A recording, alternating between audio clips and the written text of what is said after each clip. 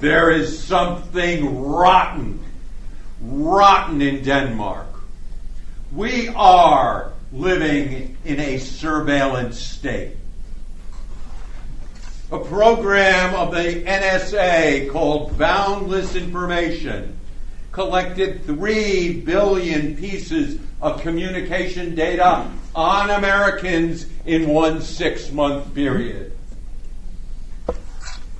Mr. James Clapper, the head of the NSA, has been lying to the American people.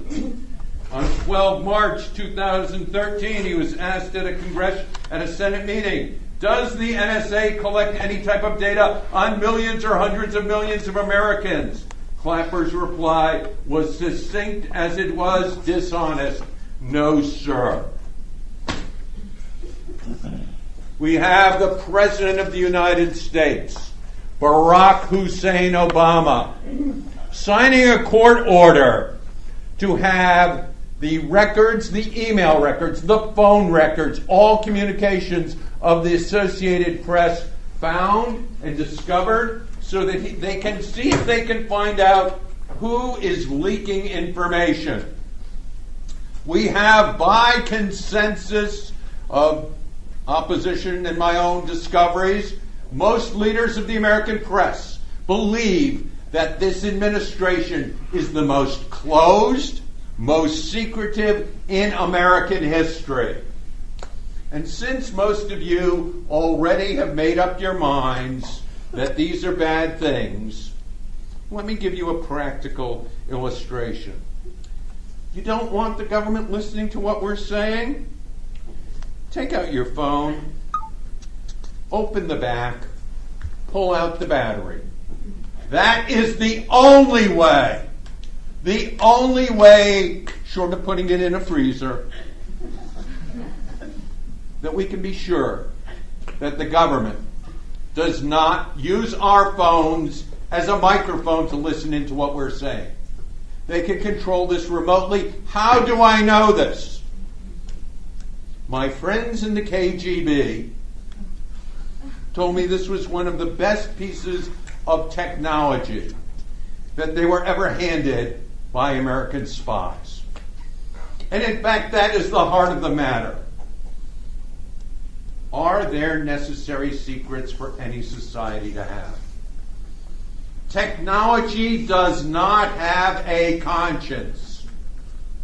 People have conscience. People make the difference. Do you believe that there are things that we need to do to keep ourselves safe? If there is something rotten in our state of Denmark, we cannot fix it while we are being attacked by foreign nations and people hostile to us. Just yesterday, while we were all, some of us, a few of us, celebrating Congressman Zeldin's ascension as a great representative of Long Island, the U.S. government launched a drone in Yemen that killed the head of Al-Qaeda in the Arabian Peninsula, along with officials of the province of El Baida. Is that a bad thing? Could he have been planning to kill Americans? He had already killed a number in Yemen and was planning. Without certain limits of secrecy and foreign operations abilities, we cannot fight the evils that are abroad in our land. And I would argue to you that with people like Jim Risen from the New York Times waiting to go to jail for disclosing information, with James Rosen, a longtime friend of mine at Fox News, a wonderful, fair and square and balanced news organization. We cannot undo the wrongs abroad in this land under one of the most repressive presidents we have had, Barack Hussein Obama. And that the person who is endangering our lives are endangering our ability to rectify the wrongs in our society is very evident. He is Edward Snowden. Mr. Snowden has disclosed secrets that are necessary for the United States to foreign powers. He has given away our ability to leverage foreign policy situations. This summer, we were in a weak position because of the feckless policies of Barack Hussein Obama and his cohorts to have any influence on Mr. Putin. He has given documents to Sweden on how the government there is spying on Russia. He has given documents to the world on how the U.S. uses cyber attacks as an intelligence weapon. He has made it clear how Al-Qaeda tracks down and shoots our drones. He has pleaded with Brazil that he will help them with security against the United States in betrayal of his oath of allegiance. He has sworn an oath when he was in the CIA. He should know better. In 1846, in July, Mr. Thoreau was in jail for not paying his taxes.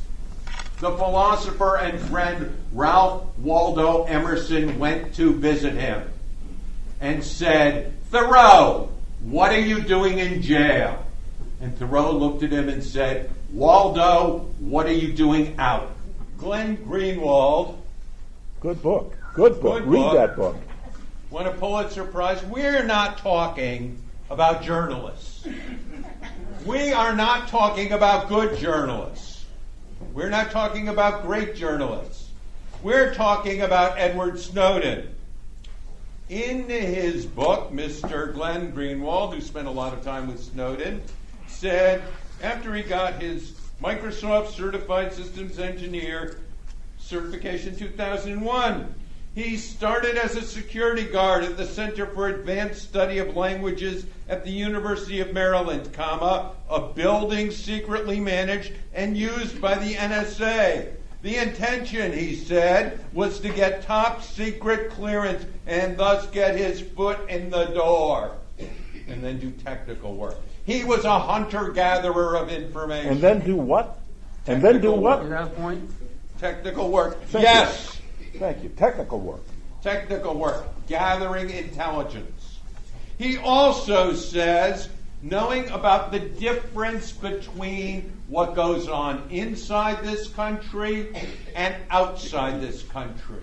Knowing about secrecy of technical means of intelligence. How do drones get tracked? When you leak the CIA secrets, you can harm people. I wasn't willing to do that. But when you leak the NSA secrets, you only harm abusive systems. I was much more comfortable with that. He's a hermaphrodite. He's half right. Talking. Point of honor on behalf of hermaphrodites.